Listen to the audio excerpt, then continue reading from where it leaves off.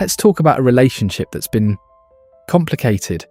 On one side, you've got the European Union, rich, powerful, proud of its democratic ideals. On the other, Turkey, a massive country that's part European, part Middle Eastern, and completely impossible to ignore. One wants in, the other keeps saying, maybe later.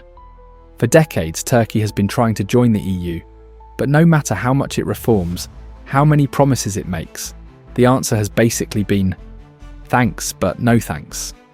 But this isn't just a story about bureaucratic delays and membership applications. It's about identity, humiliation, shifting power, and a Turkish president who turned rejection into revolution. So what went wrong? And what did that rejection actually do to Turkey? Politically, emotionally, geopolitically? This is part one of our two-part story on how Europe lost Turkey and why it might come to regret it. Let's rewind to the 1960s. The Beatles are huge, the Cold War is hot, and Turkey becomes one of the first countries to sign an association agreement with what would become the EU. It's seen as the first step in a long, hopeful journey toward European integration. The idea, Turkey reforms, liberalises, and eventually gets that golden ticket, full EU membership. Fast forward to 1987, Turkey officially applies to join the EU. It wants in, full membership. And hey, it's already in NATO, it's a secular democracy, at least on paper, and it's got a young population, a growing economy, and a strategic location. And yet, year after year, summit after summit, the answer stays the same. Not yet. Finally, in 1999, Turkey is granted candidate status. Great, right?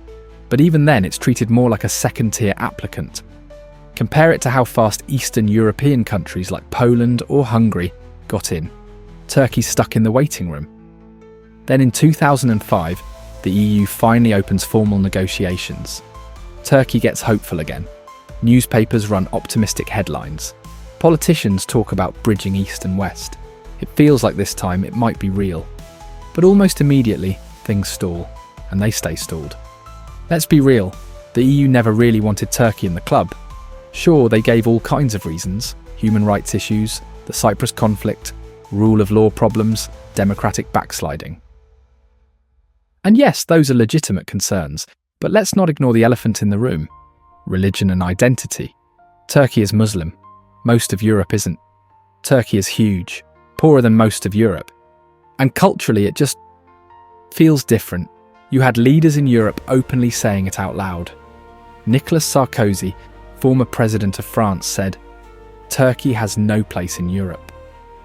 Angela Merkel backed the idea of a privileged partnership instead of full membership. Basically a nice way of saying, you can hang out, but you're never sleeping over.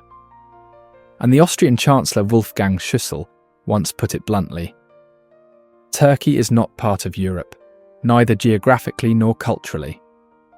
These weren't fringe voices. This was the mainstream view in Europe's top capitals. And European public opinion?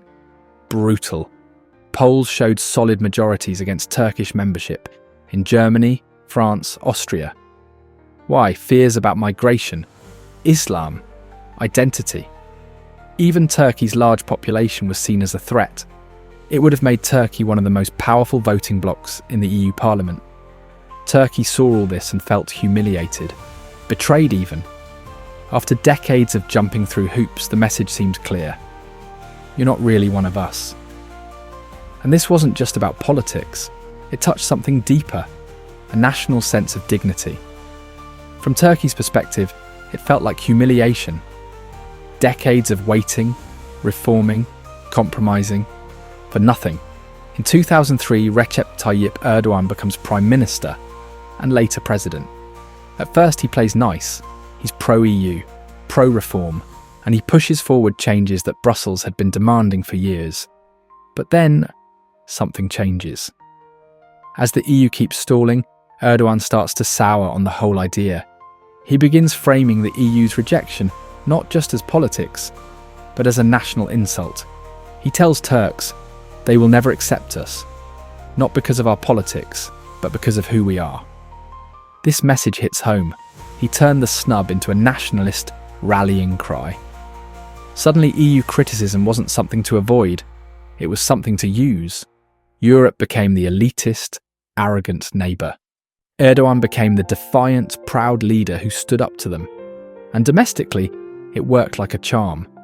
Suddenly, Erdoğan isn't the guy begging for approval from Brussels. He's the guy standing up for Turkey's pride.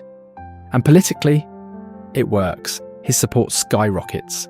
He begins reshaping Turkey in his own image. More authoritarian, more religious, more independent.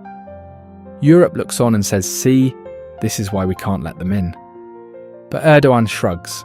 Maybe Turkey doesn't need Europe after all. As Turkey turns its back on Europe, it starts turning towards the Middle East. Under Erdoğan, Turkish foreign policy gets more ambitious, no more passive diplomacy. Turkey starts throwing its weight around, politically, economically, militarily. They open bases in Qatar. They send troops into northern Iraq and Syria. They support political movements, including some Islamist ones, in Egypt, Libya, and Palestine. It deepened ties with the Muslim Brotherhood during the Arab Spring. It launched military operations in Syria and Iraq. It even sent troops and drones to Libya. This was a whole new Turkey, one that wasn't waiting for permission anymore. And across the region, people were paying attention. In some places, Erdoğan was praised as a bold Muslim leader standing up to the West. In others, he was seen as a troublemaker. Either way, he was relevant. Turkey was relevant. And they start projecting soft power too. Turkish TV shows, investments, cultural diplomacy. People start calling it neo-Ottomanism, the idea that Turkey wants to reclaim its old imperial influence. Erdoğan never admits that directly, but he loves the comparison. And here's the twist. While the EU kept Turkey at arm's length, many Middle Eastern countries started seeing Turkey as a rising power, a counterbalance to both Iran and Saudi Arabia. Turkey stopped being the forever rejected EU candidate and started acting like a regional boss.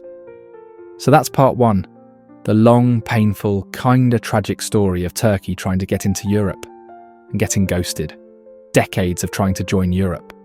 A door slammed shut, and a new foreign policy rising from the ashes. But in part two, we'll talk about what happened next. The Syrian civil war, the refugee crisis, EU-Turkey deals, Assad, and why today, Turkey might just be holding all the cards in its relationship with Europe. Don't miss it.